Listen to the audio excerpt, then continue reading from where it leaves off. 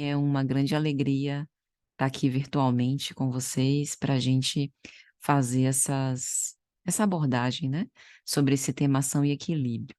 Deixa eu só tirar uma dúvida, porque o que me foi dito é que nós abordaríamos 2 livros, Trilhas da Libertação, de Manuel Filomeno, capítulo Ocorrência Grave, e o livro Ilumina-te, de Joana, no capítulo Resguarda-te na Serenidade. É isso mesmo?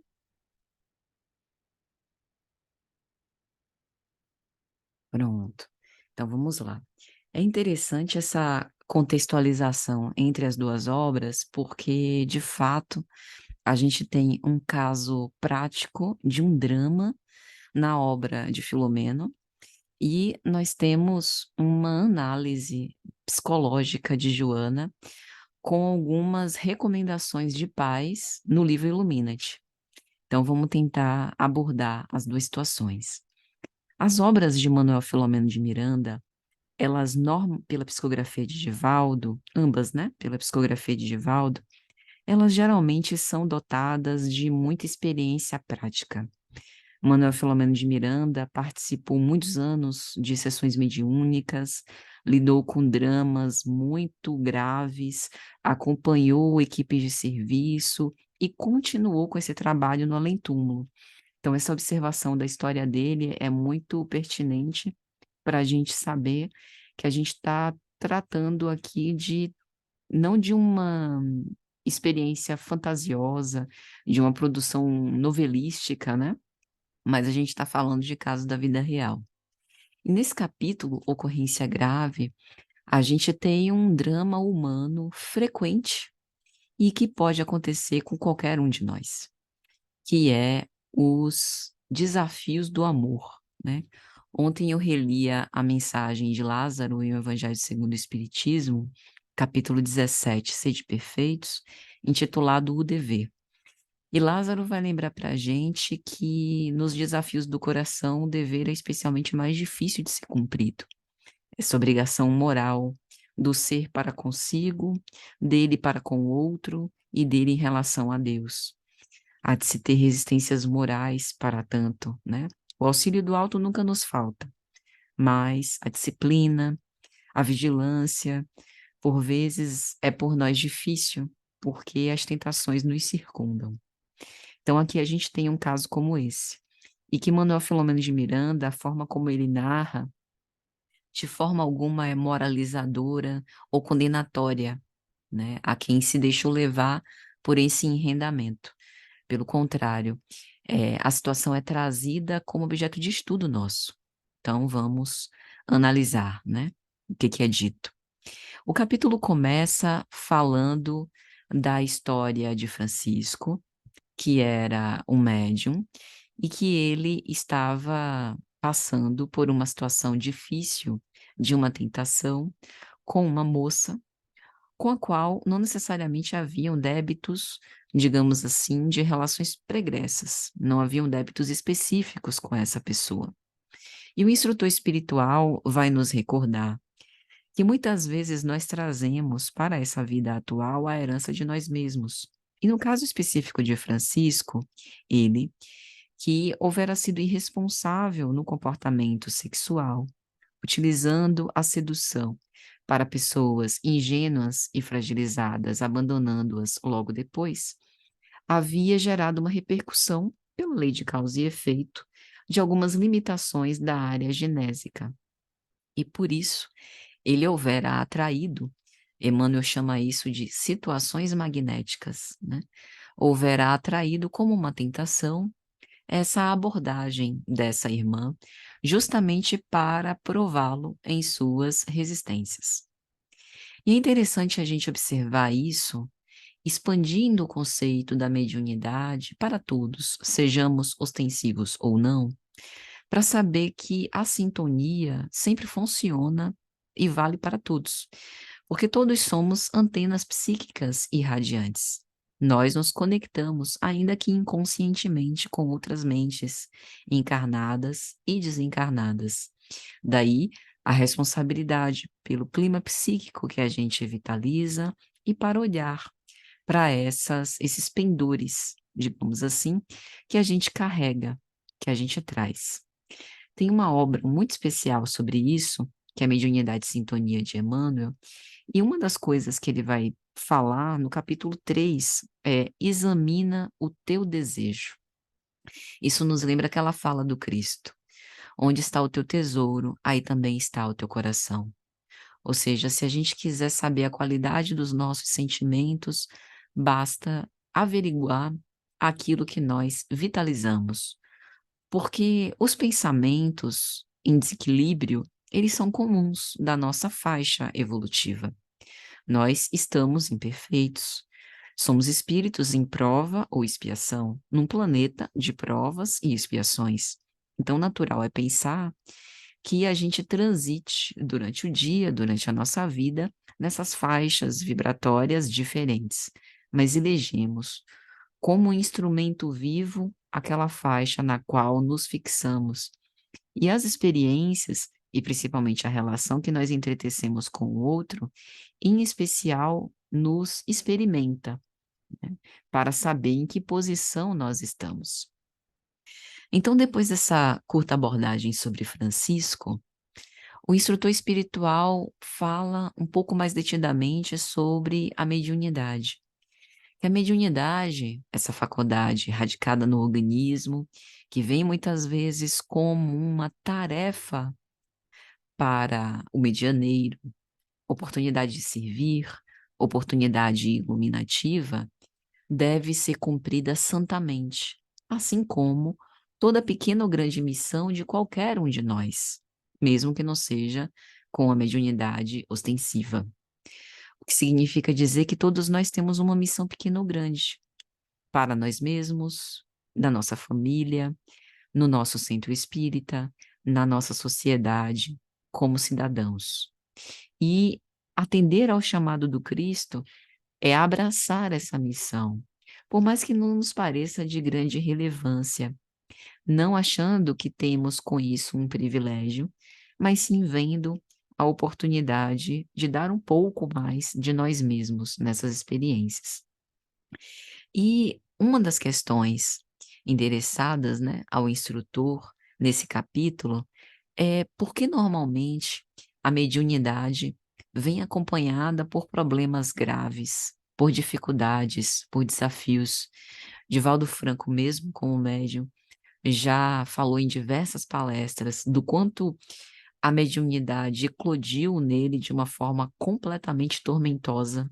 E ainda hoje, quantos desafios ele precisa vencer, não obstante a dedicação de décadas.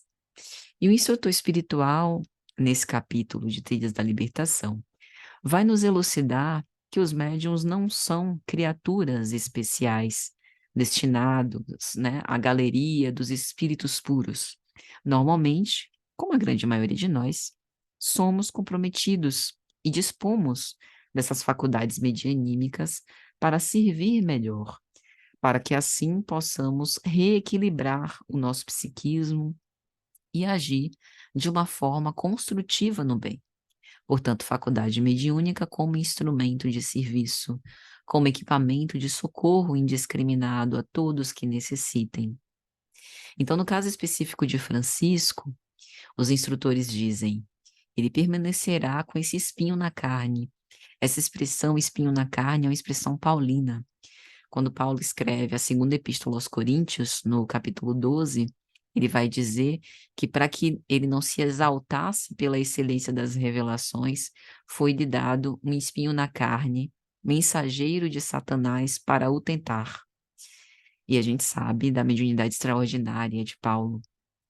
Então, todos nós trazemos algum espinho, principalmente de ordem moral, que conhecemos, que muitas vezes é invisível aos olhos dos outros, mas que de alguma forma nos atormenta. E é justamente o elemento preciso, como se fosse um aguilhão, que nos coloca perante esse desafio de transformar a nossa própria vida através de uma renovação de hábitos, de novas escolhas, de uma postura diferente no mundo, né? E na sociedade, na convivência com os outros. Então, depois desse panorama, para que a gente possa ter uma visão mais realística com respeito à mediunidade, e essa visão especialmente importante, não só, como disse, para os médiuns ostensivos, mas para todos, que também por vezes idealizamos os nossos irmãos em luta, achamos que por conta dessa dedicação no bem, não tem eles as dificuldades que por vezes a gente enfrenta, né? E o nosso amor, por vezes, é dotado desse capricho, né? A gente vive normalmente nesses extremos.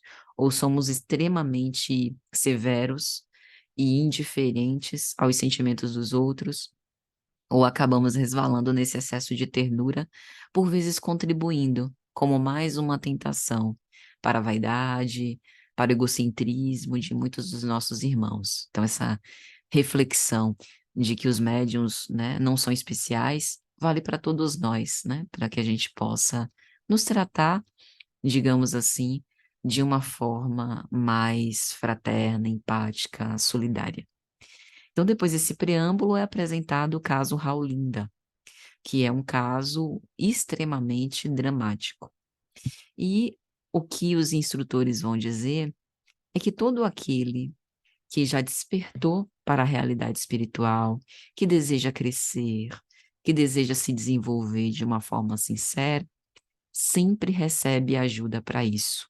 Mas nem sempre a gente está aberto, maleável, a recolher essas bênçãos do alto.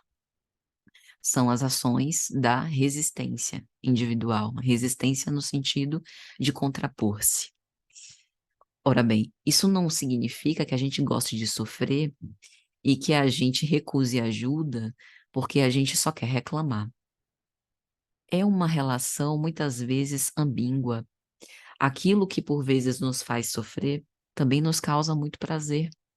Aquilo, por vezes, que nos gera dor, é por nós conhecido, com o qual a gente aprendeu a lidar. Então, é como se inconscientemente a gente fizesse a seguinte reflexão: eu não quero trocar um mal-estar conhecido pela proposta de um mal-estar desconhecido com o qual eu ainda não sei me relacionar muito bem. Então, essa hesitação, esse receio, é fruto da nossa imaturidade psicológica. Às vezes nós sustentamos vaidosamente os nossos caprichos porque queremos que a nossa vontade seja atendida. Exatamente como crianças espirituais, que por vezes não percebemos a utilidade do remédio amargo, das correções que Deus nos aplica, justamente para frear os nossos desejos, para que a gente possa utilizar melhor o nosso livre-arbítrio. E a gente se deixa envolver, incautos, invigilantes, sem discernir, como se a gente deliberasse suspender a nossa racionalidade, esquecendo que o codificador do Espiritismo, Allan Kardec, coloca na introdução de O Livro dos Espíritos as bases da doutrina, elegendo a racionalidade como algo do que nunca devemos abrir mão. Ele mesmo explicou que no trabalho que ele fez, junto aos imortais, jamais abriu mão da razão, né? Dizendo que nós deveríamos sempre contestar, analisar tudo que vem dos espíritos, que os espíritos nada mais são do que as almas dos homens que um dia habitaram a Terra. E às vezes a gente esquece desse bom conselho do nosso codificador, desse pedagogo tão querido, né, tão extraordinário, para as nossas relações. E aí a gente delibera como se fosse uma analgesia, né? Entorpece a nossa racionalidade e se deixa levar pelas paixões. Então, falar a coisa desse modo é sair dessa posição julgadora para nos incluir na posição de Raulinda. O objetivo da nossa fala é justamente esse, que enquanto a gente estiver descrevendo o caso, a gente também consiga se identificar e tentar entender as motivações que a levaram a um ato impensado de consequências dolorosas para ela mesma.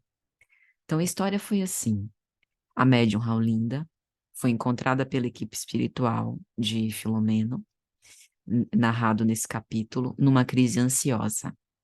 Espiritualmente, ela estava envolvida em densas vibrações de sensualidade, o que significa dizer que ela estava sofrendo influência espiritual por conta de uma diretriz, digamos assim, que partia dela e que, por isso, atraía outras mentes que vibravam no mesmo desejo. Além disso, nesse estado de ataque e de vulnerabilidade, evidentemente a que se permitiu, como nós nos permitimos a diversas situações, né, similares, ela também recebeu a influência de um encarnado, um médico, para que a resolução do seu problema se desse através de um conúbio sexual. Ou seja, o problema que ela relatava, esse entorpecimento através do assédio em relação às suas forças genésicas, segundo essa criatura, né, esse ser falho, como todos nós somos, seria resolvido com esse ato sexual. E aí o instrutor vai lembrar para a gente que o livre-arbítrio direciona o nosso destino, o que significa dizer que às vezes nós recolhemos fardos no caminho que não precisaríamos recolher, que não fazem parte do nosso gênero de provas, que não seriam experiências que a gente deveria viver, mas que a falta da vigilância, por vezes, nos arrasta a essas situações. E nesse caso de Raulinda, o que aconteceu?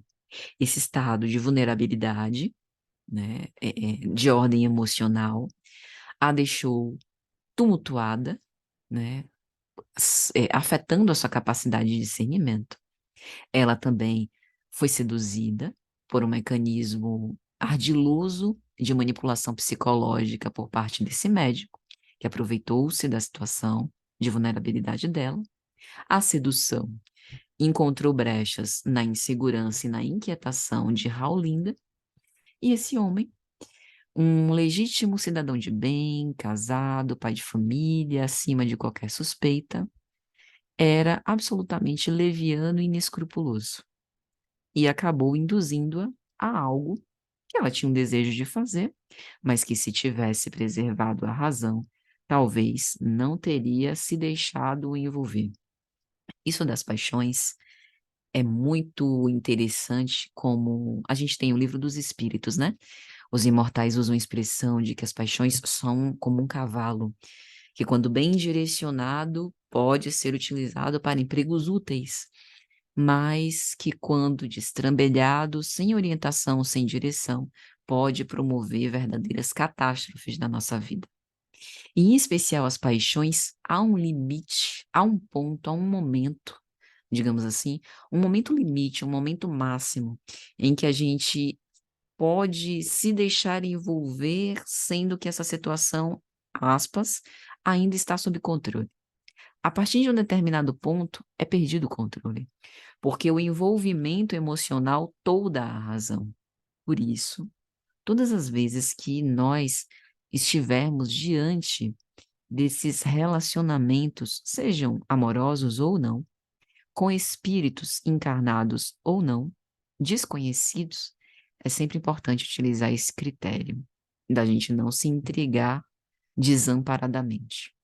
Embora, no caso de Raulinda, houvesse essa situação de vulnerabilidade, ou seja, ela estava de fato em busca de uma orientação, numa situação de profunda fragilidade. Então ela se permite envolver num misto de prazer e desprazer, seduzida, mas ao mesmo tempo se sentindo constrangida, ela abre mão da razão para aceitar se entregar a uma indução, digamos assim, de outra pessoa. E ela vai ao ato com esse homem, ao ato sexual. E depois que acontece, ela toma consciência da invigilância, porque ela percebeu a frieza, a falta de afetividade, a ausência de amor, de responsabilidade afetiva, o fato de ter tido um conúbio sexual com alguém que já estava dentro de um matrimônio, embora essa pessoa desrespeitasse, né, essa situação e fosse completamente leviano, sem qualquer tipo de consciência ética, né, com respeito à fidelidade, lealdade, responsabilidade. E então Raulinda se arrepende, tardiamente, mas se arrepende. E aí, Vicente, um instrutor espiritual que acompanhava e que elucida o caso para Manuel Filomeno de Miranda e equipe, vai falar que o matrimônio estava na pauta da reencarnação dela, e logo depois a maternidade, a que ela se redimiria pelo amor santificado. Isso é interessante, porque lembra para a gente uma mensagem também de Emmanuel na coleção Fonte Viva, que ele vai dizer: devagar, mas sempre. Às vezes nós nos deixamos levar pelo desespero em alguns atos, por conta da dificuldade de esperar. Mas cada um de nós temos resistências individuais. Então, por vezes, a gente realmente, sozinho, sem recurso, não suporta certas situações. E isso pode nos fazer sair, nos afastar de certas experiências que poderiam ser significativas, que poderiam ser sublimadoras para nós e, pela inconsequência, nos levam a, como a gente diz no popular, meter os pés pelas mãos. Então, Vicente vai explicar. Desatenta e apressada, ela engravidou nessa relação, que era uma relação extraconjugal, e aí a coisa vai aumentando, escalando de complexidade, né, de remorso por parte dela. E colhido um espírito desencarnado, desafeto dela, pelo fenômeno biológico da fecundação, ele reencarnaria compulsoriamente através daquela gravidez precipitada, não planejada. Veja como são as coisas. Aquela reencarnação não estava prevista, e essa previsão sempre está submetida ao nosso livre-arbítrio. A gente pode alterar as coisas, tanto para o melhor, quanto para situações que por vezes sejam mais difíceis para nós. E, nesse caso, a reencarnação imprevista, de repente, brusca, acabou gerando um sentimento de grande desespero e agressividade por parte do espírito reencarnante, que percebia a situação, né, de desordem emocional por parte da futura genitura e que, portanto, começou a violentamente atacá-lo. E naquele momento, Vicente vai explicar que a ação da espiritualidade, do tipo, não havia muita coisa a ser feita. A espiritualidade, até aquele momento, tentava agir, enviando para ela fluidos renovadores, tentando restaurar-lhe o ânimo, induzi-la à prece, fortalecê-la para que ela não caísse no enredamento desse sedutor leviano, mas, em algum momento, ela utilizou o livre-arbítrio para ir a ato. Depois do ato consumado, a espiritualidade agora agia, como a gente chama, dentro das psicoterapias, como redução de danos. Então, a espiritualidade superior, naquele momento, montava a excursão de auxílio para diminuir as cargas de perturbação sobre Raulinda, porque ela estava pensando em suicídio. Ela queria sair da vida por esse profundo remorso pelo seu ato e, matando-se, mataria também essa futura criança e, entre aspas, né, sairia da vida e, portanto, não enfrentaria mais essa situação, pelo menos não como encarnado, embora conhecesse todas as repercussões. Entende? Tem situações que nós, não obstante o conhecimento, não obstante a boa vontade, não obstante os méritos que nós tenhamos pelo serviço no bem, por termos boas intenções, tem situações que a gente se sente encurralado. E o desespero fala mais alto diante de uma atitude impensada, de uma irreflexão. E é isso que o instrutor espiritual vai dizer. A irreflexão é responsável por muitos males que afligem o ser humano, que passa a sofrer os danos que por vezes nem se encontrariam programados. E isso a gente vê no caso de Raolinda, mas vê em muitos outros casos da nossa vida cotidiana. É aquela fração de minuto da impaciência do trânsito. Quantas vezes aqui na minha rua eu já não vi? Que a pessoa vai na contramão, cortando todos os carros, só para ganhar alguns segundos na dianteira dos outros carros, porque acha que os carros estão demorando de arrancar e o sinal já abriu. Quantas vezes, um átimo de minuto, alguém vem com uma injúria direcionada para nós e nós estamos armados. E puxamos a arma e atiramos contra o semelhante. E está uma vida extinta. Quantas vezes, num momento em que a gente não está vigilante, alguém fala num tom um pouco mais petulante para conosco, e a gente, por não estar também sereno, equilibrado, toma aquilo como provocação e parte para o duelo. Quando a gente lê a mensagem de O Duelo em O Evangelho segundo o Espiritismo, né, que Kardec, inclusive, na mensagem, tem aquela figura, né, da luta de esgrimas, a gente acha que é algo que ficou nos séculos passados, mas ainda hoje duelamos. O racha de carros é um duelo. Por vezes, quando a gente tem divergências de opiniões, a gente parte para duelos verbais. Então, o duelo ainda está presente, né, nessa cultura nossa ainda muito marcada pela violência. Então, a irreflexão são esses segundos, esses minutos que a gente se deixa levar pelas más paixões e que, por vezes, a gente pode agasalhar fardos que a gente não precisaria carregar, que a gente já teria plenas condições de deixar para trás e seguir a nossa vida mais feliz. E isso nos faz lembrar de uma mensagem no Evangelho chamada Tormentos Voluntários, no capítulo 5, uma mensagem de Fenelon, em que ele vai dizer que nós, na Terra, buscamos incessantemente a felicidade, mas a felicidade absoluta não existe, pelo menos não por hora nessa experiência terrestre. Mas quantos tormentos nós seríamos poupados se nos contentássemos com o que temos e não quiséssemos parecer mais do que somos.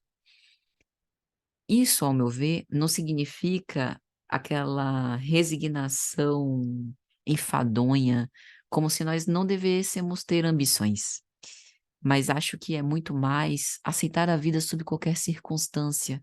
Por vezes, não lutar demasiadamente contra situações que podem nos fazer crescer e que a gente recusa por capricho, por orgulho ferido, mas não é a situação que eu queria, mas é uma situação aprendizado que pode me fazer disciplinar certas posturas, certos pendores, e isso me causar uma felicidade, que é uma felicidade diferente da efêmera, que é uma felicidade diferente daquelas emoções fortes, que é uma felicidade perene, como no fundo, todos nós ansiamos. Então, Fenelon vai dizer: que seria a felicidade se não a serenidade, a calma em meio às tempestades da vida? Essa é uma noção de felicidade que talvez vá na contramão da nossa sociedade atual. A sociedade que fala de uma felicidade comprável, né? Uma felicidade vendida nos links patrocinados do Instagram, uma felicidade que está numa roupa, que está numa comida, que está numa experiência, que está num relacionamento amoroso, que está em algo que seja trocado pelo dinheiro. Mas como disse Jesus, o meu reino não é deste mundo. Então a felicidade que ele promete àqueles que se entregam e se envolvem com a sua mensagem, não é uma felicidade que vai até o túmulo ou que é gasta muito antes disso. É uma felicidade permanente. É uma sensação de paz. É o alcance da plenitude. É o olhar alteado. Não importa o que aconteça, eu tenho certeza que tudo vai ficar bem. Mas isso não é um mantra que eu repito insistentemente. Isso é como que uma confiança íntima, como se eu tivesse plena consciência dos recursos internos que possuo para enfrentar qualquer situação. Isso não é orgânico, no sentido de que nós nascemos com isso. Isso é desenvolvido. Quantas dificuldades nós já passamos? Por quantas tormentas, né? Quantas tormentas já nos devastaram? E nós, quando passamos pela dificuldade, achamos que não iríamos suportar tantos desafios, privações materiais, enfermidades, perseguições no trabalho, incompreensões na família, a experiência da solidão, expiações as mais diversas, tantos exemplos, cada um de nós é que sabe, mas uma vez que a gente busque os recursos para suportar esses desafios, passados os desafios, inevitavelmente a gente se sente mais forte.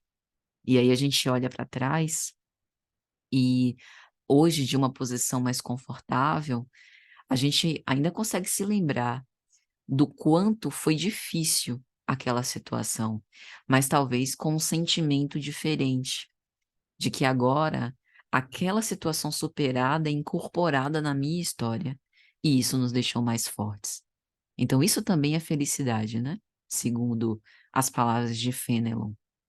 Então, voltando para o caso Raulinda, Vicente, que é esse amigo espiritual, né, que a auxiliava, vai dizer que ela se deixou fragilizar pela dúvida em torno das questões espirituais e permitiu-se tombar nessa cilada da insensatez, um deslize que todos nós podemos cometer, uma hesitação, um desejo de provas, um sinal do céu, que por vezes não vem como uma forma de nos testar e que a gente acaba vacilando.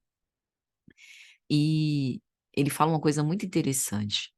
É comum uma queixa em torno da não proteção de vida aos que sofrem, do tipo: eu estou sofrendo, e onde está Deus?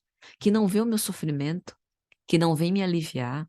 Será ele extremamente punitivo, que quer me castigar e me ver sofrer? E aí Vicente vai dizer: mas jamais falta a piedade divina, que sempre chega antes da consumação completa do mal. Mas quando a invigilância desencadeia o drama, se torna mais difícil controlar as consequências, por conta de uma decisão do livre-arbítrio. E o livre-arbítrio foi conferido pelo mesmo Pai Celestial, para que nós tivéssemos ou começássemos a desenvolver essa responsabilidade pelos nossos atos. Então ele vai narrar que Raulinda foi assistida durante esse período e mesmo antes, tanto por encarnados como por desencarnados. Mas ela acabou tomando a decisão para outro caminho. E essa influência espiritual desse espírito reencarnante aumentava o pavor que ela tinha a respeito das dificuldades inúmeras, a respeito do futuro, e isso contribuía, né? Era um agravante para o desejo que ela tinha de dar cabo da própria vida. Então, a espiritualidade superior, comovida pela situação de Raulinda, nesse serviço de assistência, começa a tentar libertá-la dessas vibrações perniciosas, essas correntes magnéticas, né, que a envolviam, levando a uma espécie de estado de torpor. E aí Vicente vai dizer: a gente não quer censurar a conduta de Raulinda. Os comentários que nós fazemos é no objetivo de proporcionar a ela reflexões por conta do ato, a fim de que ela também aprenda pela consequência daquilo que decidiu, né? Então, ele vai dizer ainda que, em momento algum, desde que ela se viu envolvida por esse médico inescrupuloso, ela recorreu à prece.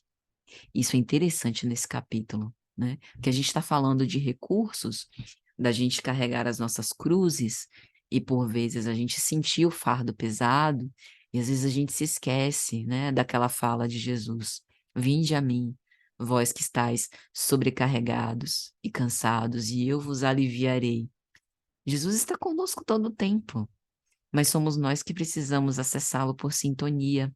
E essa sintonia inevitavelmente se dá através da elevação do pensamento, né? A prece é a elevação do pensamento, que nos torna acessíveis à inspiração superior. Quantas vezes durante o nosso dia, enquanto cansados, enquanto desanimados, enquanto irritados, a gente recorre à prece? Eu fiquei pensando nisso, né? Quando li esse capítulo.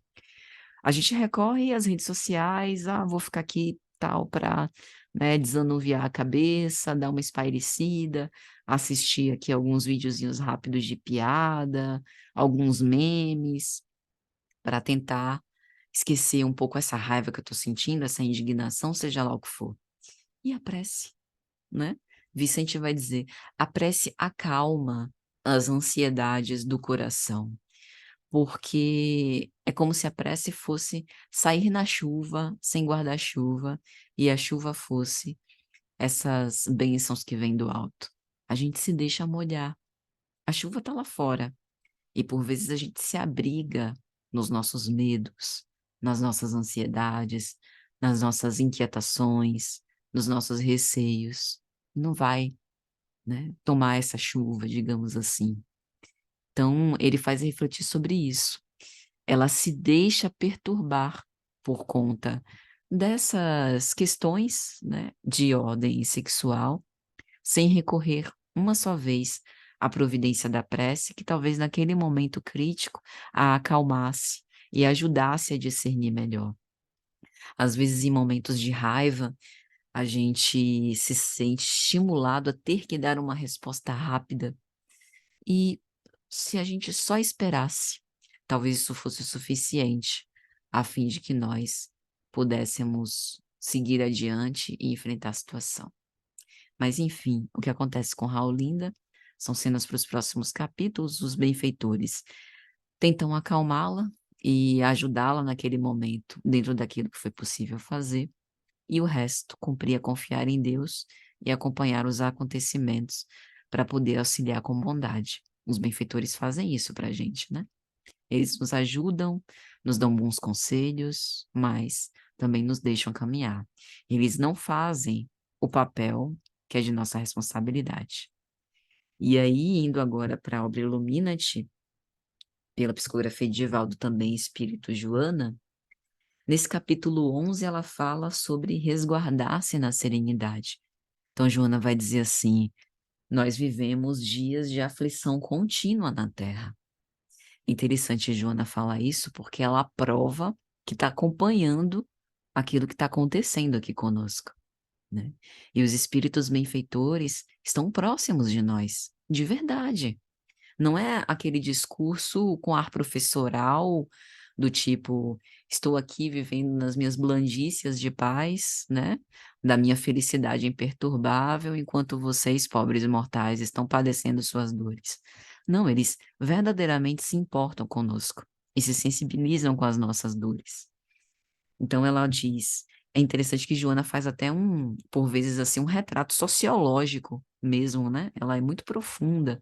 Então ela diz, o contínuo desrespeito às divinas leis, a desagregação da família, as espetaculares fugas psicológicas pelos vícios da drogadição, do alcoolismo, do tabagismo, e eu particularmente acrescentaria do sexo desvairado, das relações efêmeras, dos contatinhos, da compulsão alimentar, que mais? Tantas coisas, do consumo excessivo de açúcar, tantas coisas, fugas, né, que a gente tem para tentar tornar o mal-estar que a gente sente menos pior. E isso nos leva a pensar sobre quais escolhas a gente faz para lidar com esse sofrimento que nos habita. Então ela vai falar: quase tudo e quase todos são descartáveis, dispensáveis após uso imediato, não só nas relações amorosas. Talvez nas relações amorosas hoje em dia isso fique mais evidente, mas também nas relações familiares. Quer ver uma coisa? Época de eleições. Relações descartáveis. Se eu voto num candidato e o meu familiar vota e defende outro, não importa se o nosso relacionamento tem dezenas de anos, se a pessoa me viu crescer, a gente troca opinião pelo caráter.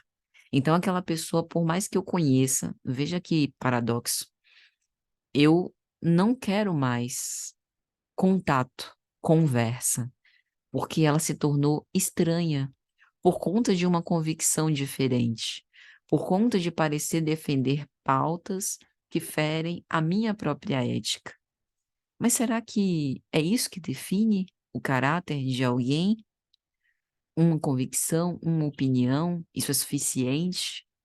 Então, esse descarte, ele também se dá em múltiplos níveis, essa pouca profundidade dos vínculos, o enfraquecimento, melhor dizendo, dos vínculos, como se a gente tivesse se desagregando mesmo, né? Daquilo que nos mantém vivos, daquilo que nos mantém na vida de relação.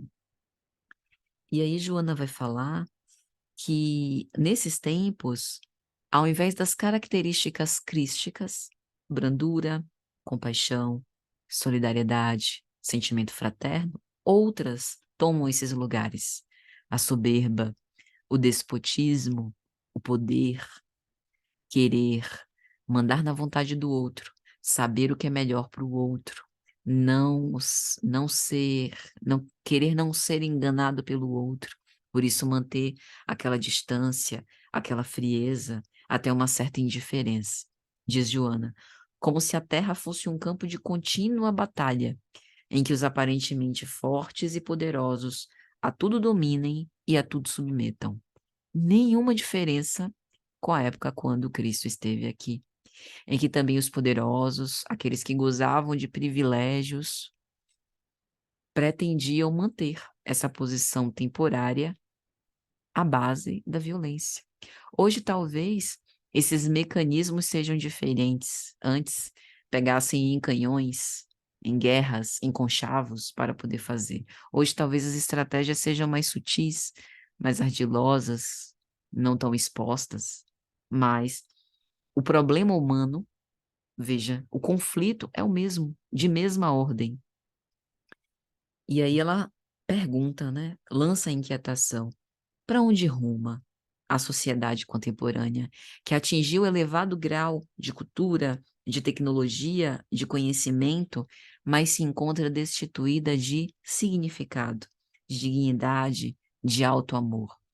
Ou seja, o problema da sociedade atual, o problema da violência e do ódio na sociedade atual é o problema do valor do ser humano, do reconhecimento do ser humano, do seu próprio valor, do significado da sua existência e daquilo que faz da sua própria vida que repercute na sociedade. Que a sociedade nada mais é do que a coleção das decisões individuais. Então, se a gente quiser mudar a sociedade, precisamos mudar o ser humano. Por isso, Jesus, há mais de 2000 anos, não se importava com grandes multidões. Para ele importava cada um, aquele infinito particular, aquele investimento do Altíssimo. Um espírito transformado poderia mudar todo o mundo, porque a evangelização do espírito é esse processo de redenção e de renovação moral que, pelo exemplo, se alastra, contagia. E aí Joana fecha dizendo: jamais esqueças que a tua é a tarefa de compreender e não de ser entendido, de ajudar e menos de ser auxiliado. Que nada altere o teu comportamento de verdadeiro cristão, porque o triunfo do verdadeiro vencedor não é contra as demais criaturas, mas sobre as próprias heranças, que dormem no imo e se apresentam ardilosas e contínuas. Veja como isso tem tudo a ver com a história de Raolinda. Vencer a si mesma, as heranças que trazia, para não se permitir envolver em más paixões que a levaram para um desfecho indesejável. Então, isso que a gente estenda, né? Isso não só nesse contexto sexual, como foi o caso dela, mas para todas as áreas da nossa vida. Ou seja, para que nós possamos nos resguardar na serenidade, a nossa racionalidade e o sentimento de dever moral nunca pode ser apagado. É isso que nos define, é isso que discerne a nossa posição perante a nossa própria consciência e também no mundo. Então, meus amigos, é mais ou menos isso e agora, por favor, gostaria de devolver a palavra para vocês e ouvi-los.